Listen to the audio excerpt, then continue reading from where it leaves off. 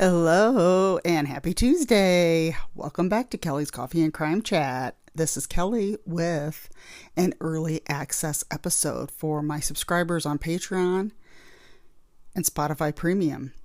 It is episode 115, and I want to thank Misty for this recommendation. I am so glad to get that. I vaguely remember this happening. When I was reading it, I remember it a little bit, but I couldn't remember the full details until she brought it to my attention. I am drinking Java Mama Ice Cold Chocolate Summer, and I think I was drinking this on the Patreon episode. Speaking of Patreon, I'm having a hard time uploading to Patreon, so it's not uploading my episodes. I go to upload it and it just sits there. I have powered down my phone. I have uninstalled the app and put it back in. So normally when I upload to Patreon, what I have to do is I have to export it from Spotify to Dropbox. Dropbox is an app, and it's been around for years. Very, very easy to share files and store files. So that's where I store my audio files. So what I have to do is I have to upload from Spotify to Dropbox, from Dropbox to Patreon. And for some reason, Patreon is not accepting any files, and I do not know why. So now I have to send it in a link to Dropbox. So anybody that's on Patreon, if you open up the episode, it's going to want you to go into Dropbox. If you do not have the app downloaded and you don't want to download it, it's free. But if you don't want to, drop me your email, and I will send you the email or the file from Spotify straight into your email. I don't know what's going on. I've emailed them. I've gotten one answer, but they didn't give me any solution because they didn't understand everything. So I emailed them back and explained it more, and I'm still waiting. And that was this morning, and it is now 5:30. So I don't know. Maybe I'll hear something tomorrow. So I'm hoping we get it straightened out because I don't want my Patreon subscribers to be disappointed. So I'm going to get you these episodes. I can either do it in your email, or you can follow the link to Dropbox. And one of my members found a different way to listen to them also. And I forgot what it was. I'm so sorry. I forgot what it was right now. But anyway, today's episode is the Highland Park shooting in Highland Park, Illinois. And I have to get a drink of my cold brew chocolate summer. Just a second. It is so good. Okay. My sources are abcnews.go.com, news.wttw.com, wikipedia.org, and cbsnews.com. Okay, Highland Park, Illinois is in Lake County. They have a 4th of July parade, and this happened in 2022. 10 o'clock a.m., July 4th, 2022. That's 10 o'clock a.m. Central Time. The parade started at the intersection of Laurel and St. John's Avenue. And if I remember, I am going to screenshot part of the map that is that area and have it in my photo dump. That started at 10. At 10:14 a.m., shots were fired from the rooftop of a Ross Cosmetics, which is a local store. That is at the corner of Central Avenue and 2nd Street. If you know around the area, you will know what I'm talking about. Like I said, I want to put the map on so people can see where all this happened. 83 shots were fired in total. People in the parade and spectators were among the victims. 7 people were killed, 48 were injured. There was a 69-year-old man, a 78-year-old grandfather, 3 Jewish people. One was a 63-year-old woman, an 88-year-old grandfather, and a 35-year-old woman. And there was also a 64-year-old mother of 2. Now this counts 6 people that I found were the victims, but it says 7 people were killed. So I don't know what the seventh person was. I went back and did my adding again to make sure my math wasn't off, and I only added up 6 people that were named off. Let's see, I thought I had, yeah, okay. when officers responded to the shooting, and there was like, I think, over 100 officers that responded. When they approached the building, the shooter took off. He took off, and a rifle fell from his bag, which was in police hands right away.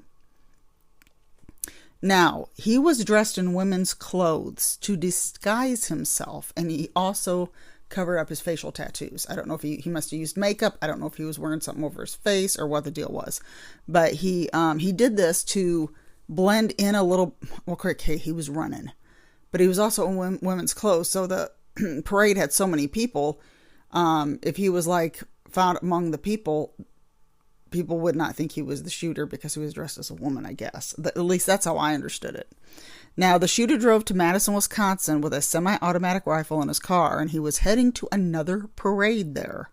And he was going to continue his shooting spree, but somehow decided against it. He threw out his cell phone in Middleton, Wisconsin. Now, someone saw his car, which was a Honda Fit, going near Wadsworth, Illinois. Wadsworth, Wadsworth. I think that's a street. I don't think it's a town. I think it's a street. He was stopped at the intersection by the police of U.S. Route 41 and Wesley Road. And this was in Lake Forest, Illinois. He was captured around 6:30 p.m. that same day. His name was Robert Eugene Crimo. That's Crimo, if I'm saying that right. The third. So he was the third. He was 21 years old. Now, what I thought was really great was authorities worked together on this, on apprehending him. Highland Park, the FBI, the Illinois State Police, and the Chicago Police. So they all worked together. It wasn't like a competition where we're going to get him. Don't let them get him. We're going to, they all worked together. They believed the shooting was random, and they searched Crimo's home in Highwood. They learned the attack was planned for weeks. His gun used was obtained legally. Police took 3 rifles, a shotgun, and a handgun from him. And 3 months before the shooting, Crimo walked into a synagogue, which is Jewish, and during Passover, a celebration of the Jewish holiday was going on, which was Passover, and he was asked to leave. Now, this was 2 blocks from where the parade shooting took place. Police claimed this was not connected to Crimo's motive. The religious, angle was not connected. And they checked his internet activity, and this is how they found all this out about him. His posts showed he was into neo-fascist far-right studies, which is opposing liberalism. Robert Crimo went to Highland Park High School. He quit after his sophomore year. He was a rapper with the stage name Awake, or Awake the Rapper. There were videos by him on YouTube about people being shot by police. One had the narration, quote, "I need to just do it. It is my destiny." That was the quote. This is not up on YouTube anymore. So I was thinking, I wonder if it's up. Of course, I didn't try to look it up because I read it wasn't on there anymore, but it is not on YouTube. Now, he went online to some message board where people talked about death and graphically talking about it. So, a week before the parade, he posted a beheading video. I don't know if it was real. I don't know what all was in it. I just read that it was a beheading video.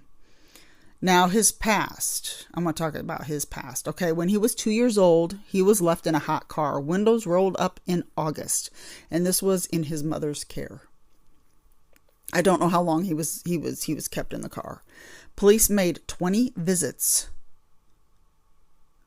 to his home from 2009 to 2014. 9 were of violence, domestic violence.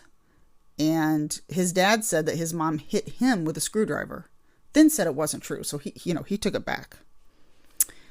The police told the family that they needed to separate. The husband and wife needed to separate. So they're split up now. They're no longer together. Cremo called 911 on April 2019 saying he tried to kill himself.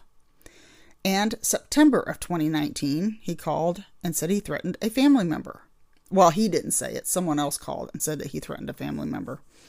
It didn't say who. And that he would kill everyone. And maybe he did it. I don't know. I just know that 911 was called. And if he did it, that's really not very smart. Police took 16 knives, a dagger, and a sword from him. So I'm thinking he did make the call. Parents said he never said this. The parents said that he never said this. And his dad said that these weapons were his weapons. The dad said that they were his own. And that they were not Robert's weapons. So no charges were filed. Okay. So, Cremo applied for a FOID card December of 2019. This is the same year all of this was going on with 911 being called and everything. So his dad sponsored it since Robert was too young. Now there is a red flag law in Illinois, which I did not know about. The red flag law is temporary seizure of firearms and other weapons from someone who could be a danger to people or to other people or himself. Or if people believe that he is in danger, a danger. So if this goes against somebody, this red flag law, the person cannot buy guns for 6 months. Well, police did not pursue this in this guy's case. January of 2020, they approved him for a permit and he passed 4 background checks when he purchased guns in 2020 and 2021. No complaints by the family, and Cremo denied his suicide attempt back when he called 911. He denied that and said he would not harm anyone. Okay, so we're just going to take his word for it, and we're going to believe him. He didn't mean to call 911, and, So anyway, I'm not making fun of people who do that. I'm just saying this guy, you can't believe a word he says. So I understand people go off the deep end and they do call 911 because they need help, and that's good. But this kid I don't get. I just don't get it because he keeps going back and forth with everything. His father, 58-year-old Robert Jr. So the father's Robert Jr. Cremo, the shooter, is Robert III. So his father claimed that there were no warning signs that were present right before the shooting. Remember this. His dad said no warning signs were present right before the shooting. He said he was shocked at the shooting and that his son was raised well with good morals. And he told the New York Post that his son talked about the 2022 Copenhagen mall shooting, the night before the parade shooting. Plus, the suspect in that one in Copenhagen, a 22-year-old Danish guy, he also talked about him. I did not realize this, but his wife even had a criminal history.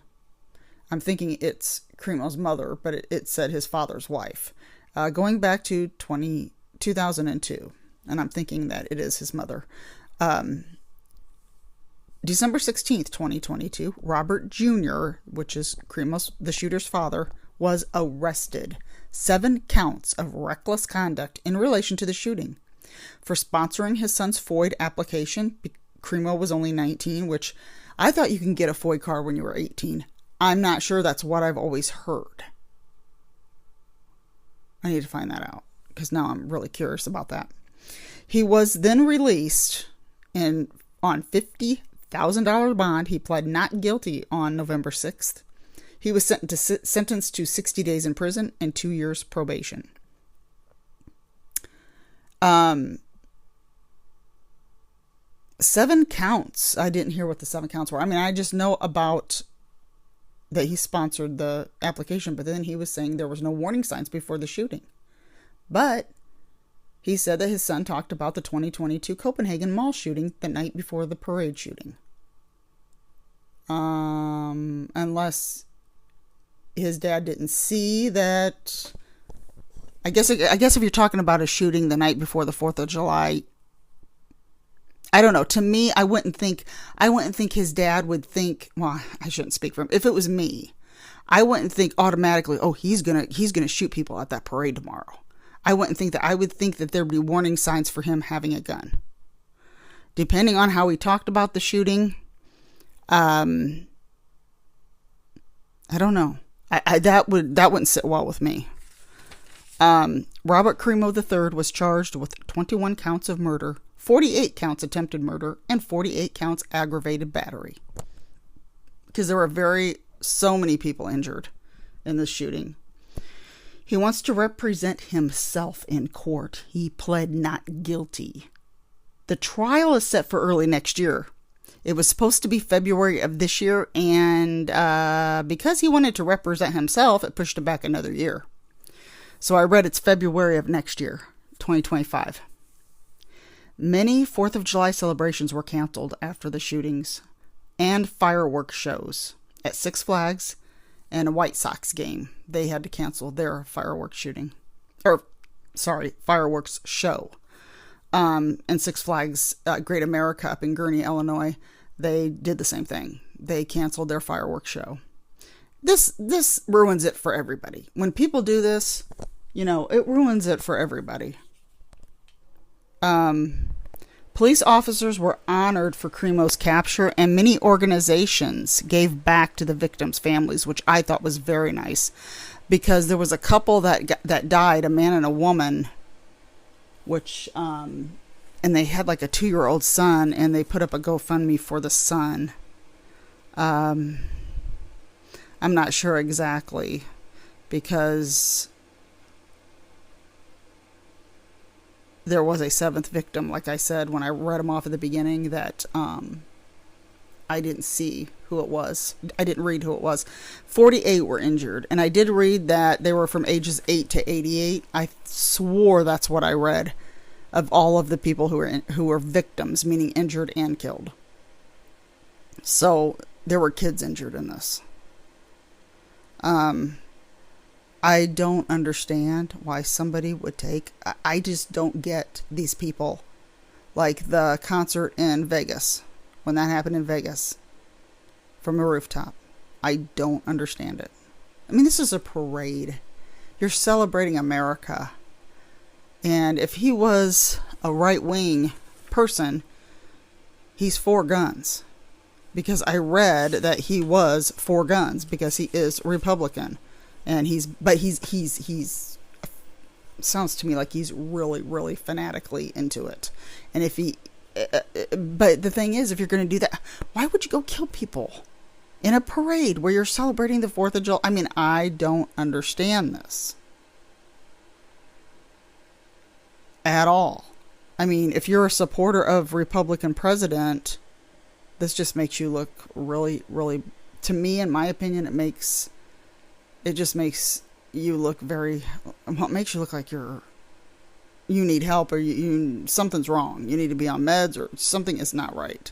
And it doesn't sound to me like his mom and dad really gave him much of a life and did not really monitor him online. I know he's an adult now, but he wasn't at one time, it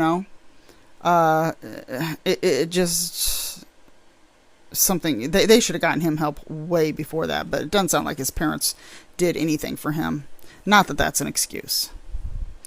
But I wanted to talk about this because I do not remember, like I said, I vaguely remember it. I do not remember him dressing in women's clothes. And I didn't find any photos of that. I just found a photo of him and his father. I didn't find any other photos online. So, but I want to talk about this. I didn't know if anybody had heard about this. It's a terrible thing.